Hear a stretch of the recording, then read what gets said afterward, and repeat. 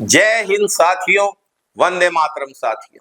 मोदी जी ने कहा है कि आपातकाल 50 साल पहले संविधान पर लगा काला धब्बा है।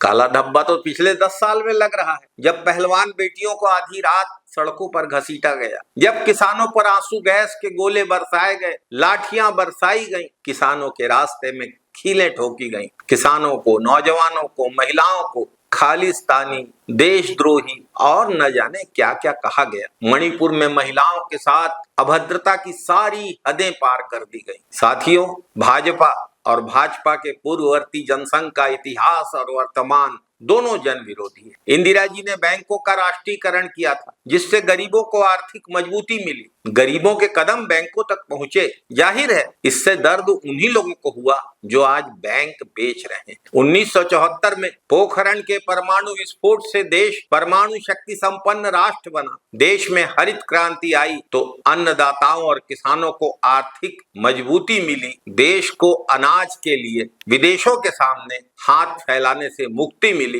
किसानों की समृद्धि से सबसे ज्यादा किसको तकलीफ होती है, ये हम सब भली भांति जानते हैं। अपने अहंकार से 700 किसानों की जान किस सरकार ने ली है, ये किसी से छिपा नहीं है। जनता के हाथों में आर्थिक, सामाजिक और राजनीतिक शक्ति आते देख आज के तानाशाह के पूर्वजों ने तब की इंदिरा गांधी सरकार के खिलाफ सुनियोजित षड्यंत्र रचना शुरू किया था, और इनका यह षड्यंत्र और विदेशी ताकतों से इनकी मिलीभगत आपातकाल का कारण बनी। जनता को इन्होंने 3 साल तो भ्रम में रखा, लेकिन जनता ने जब सब कुछ समझा तो उन्हीं इंदिरा गांधी को फिर से 1980 में अपना प्रधानमंत्री चुना। सदन में विपक्ष की आवाज को नखरे करार देने से ज्यादा गैर जिम्मेदाराना और अलोकतांत्रिक बयान और क्या हो सकता है। दुख की बात है कि देश के प्रधानमंत्री नरेंद्र मोदी ऐसा कहते हैं।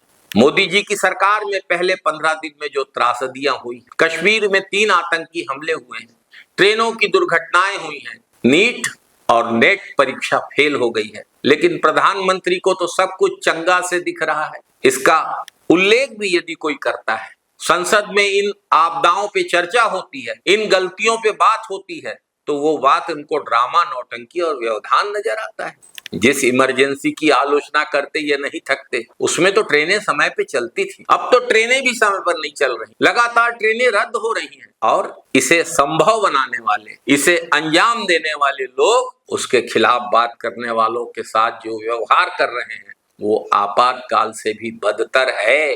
साथियों, जिस भाजपा ने आपातकाल का विरोध किया, उसी की सरकार ने 10 साल से देश में अघोषित आपातकाल लगा के रखा है। बाबा साहब डॉक्टर भीमराव अंबेडकर के द्वारा लिखा गया संविधान खतरे में है।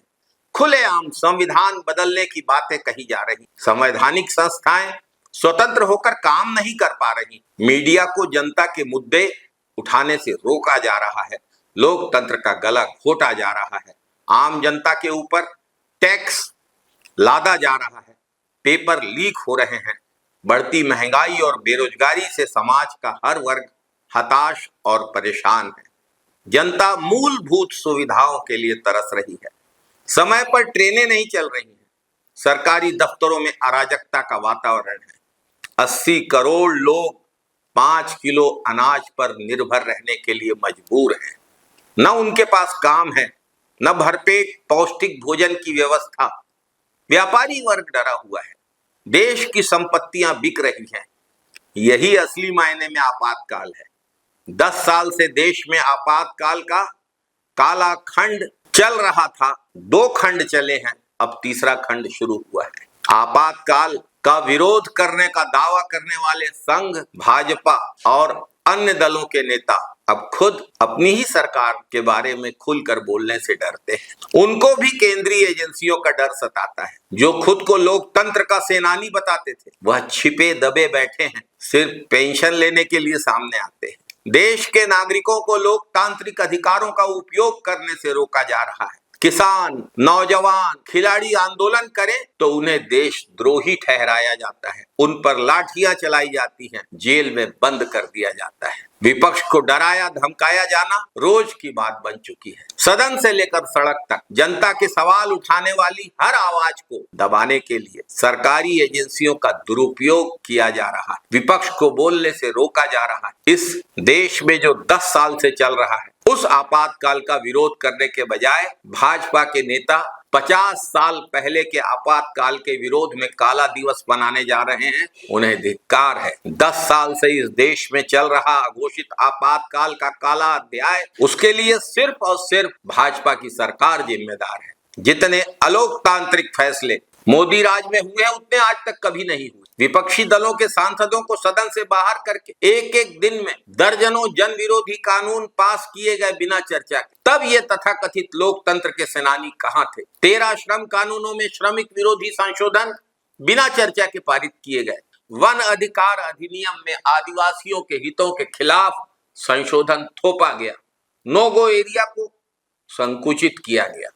वन क्षेत्रों में कमर्शियल माइनिंग जबरिया शुरू की गई। न्यायपालिका पर भी अनुचित दबाव बनाए जाने की जानकारी मिली है।